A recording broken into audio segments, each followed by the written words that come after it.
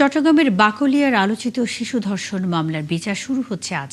মামলা দ্রুত নিষ্পত্তির জন্য প্রথম দিনেই ১৩ সাক্ষীর মধ্যে ৯ জনকে আদালতে হাজিরের সমন জারি করা হয়েছে।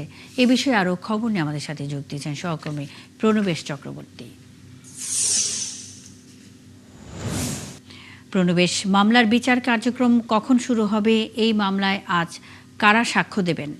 মুন্নি, চট্টগ্রামের বাকুলিয়ায় গত ২১শে মে যে ৪ বছর বয়সী শিশু ধর্ষণের ঘটনায় ডেকোরেটরস কর্মী মনির হোসেন তাকে একমাত্র অভিযুক্ত করে এখানে অভিযোগ গঠন হয়েছে। চট্টগ্রাম মহানগর শিশু সহিংসতা দমন ট্রাইব্যুনালেই এই বিচার কার্য অনুষ্ঠিত হবে আজকে থেকেই আনুষ্ঠানিকভাবে। তো এই ১৩ জন সাক্ষী রয়েছে এই মামলায়, তার মধ্যে ৯ জনকে আজকে আসার জন্য অর্থাৎ আদালতে হাজির করার জন্য সমন জারি হয়েছে। এবং এটি বেশ আলোচিত মামলা এই কারণে যে ২১শে মে এই বিকেলে এই ঘটনা হওয়ার পর এলাকাবাসী যখন জানতে পারে তখন অভিযুক্ত মনির হোসেনকে তাদের হাতে তুলে দেওয়ার জন্যে পুলিশ যখন ঘটনাস্থলে যায় তখন পুলিশকে ঘেরাও করে রেখেছিল এলাকাবাসী। এবং এটি বিকেল ৫টা থেকে সারা রাত ব্যাপী পুলিশকে তারা প্রায় ১১টা-১২টা পর্যন্ত পুলিশকে ঘেরাও করে রেখেছিল।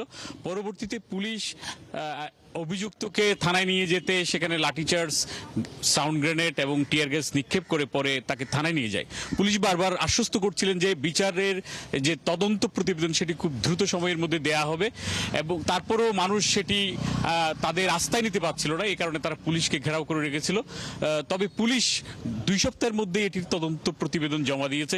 সব ধরনের তদন্ত, অন্যান্য কাগজ, ফরেনসিক রিপোর্ট সব সংগ্রহ করে তারা ১৪ দিনের মধ্যেই তদন্ত প্রতিবেদন আদালতে দিয়ে দেয়।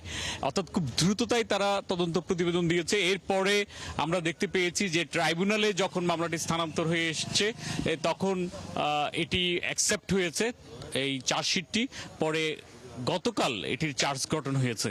তো মোট ১৩ জন সাক্ষী রয়েছে, তার মধ্যে ৯ জনকে আজকে আসার আদালতে হাজির হওয়ার নির্দেশনা দেওয়া হয়েছে। তার মানে এটি খুব দ্রুত সময়ে এই মামলাটি কার্য নিষ্পন্ন হবে মনে করছে রাষ্ট্রপক্ষের যারা আইনজীবী তারা।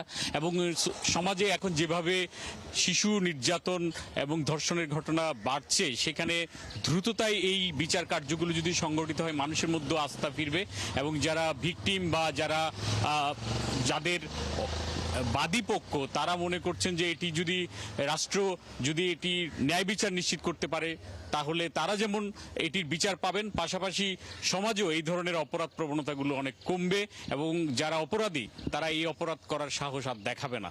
তো এই জন্যই এই দ্রুততায় এই ধরনের যে মামলাগুলো রয়েছে সেগুলো সম্পন্নের কাজ চলছে বলে এখানে রাষ্ট্রপক্ষে যারা নিযুক্ত আইনজীবী রয়েছেন তারাও জানিয়েছেন। তবে বলে রাখি, গতকাল যখন অভিযোগ গঠন হচ্ছিল তখন আসামি পক্ষের আইনজীবী দাঁড়ানোর জন্য কেউ রাজি হচ্ছিলেন না।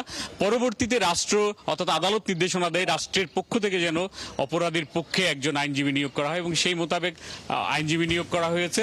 তো আজকে তাদের সাক্ষ্য দেবেন ৯ জন। পরবর্তীতে হয়তো ক্রস এক্সামিনেশনগুলো হবে এবং অন্যান্য যে বিচারিক যে প্রক্রিয়া সেই প্রক্রিয়া অনুসরণ করেই। প্রণবেশ, অসংখ্য ধন্যবাদ।